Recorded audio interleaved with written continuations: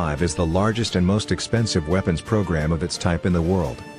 The program is expected to last several decades and global sales are projected to be 3,000.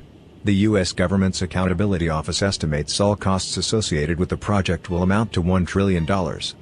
In a statement, the F-35 Joint Program Office said the U.S. and its international partners had suspended flight operations while a fleet-wide inspection of fuel tubes was conducted. If suspect fuel tubes are installed, the part will be removed and replaced. If known good fuel tubes are already installed, then those aircraft will be returned to flight status.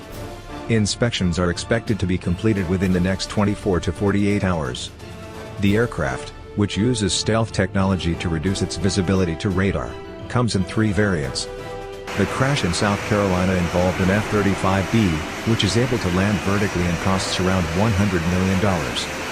The pilot in that incident ejected safely but the aircraft was destroyed.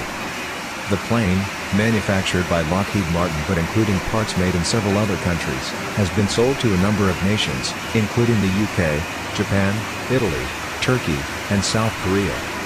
The temporary suspension of all F-35 flights is an embarrassment given the extraordinary cost of this frequently troubled program.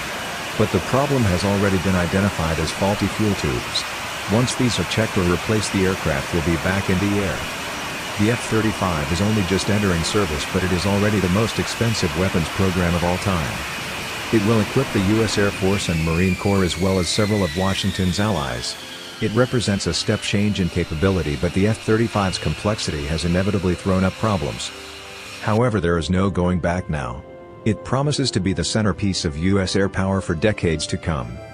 While its costs per aircraft are coming down, there are still questions about how many planes the U.S. can afford and whether it should also buy a cheaper, less capable aircraft alongside the F-35. The F-35, first used in combat by Israel earlier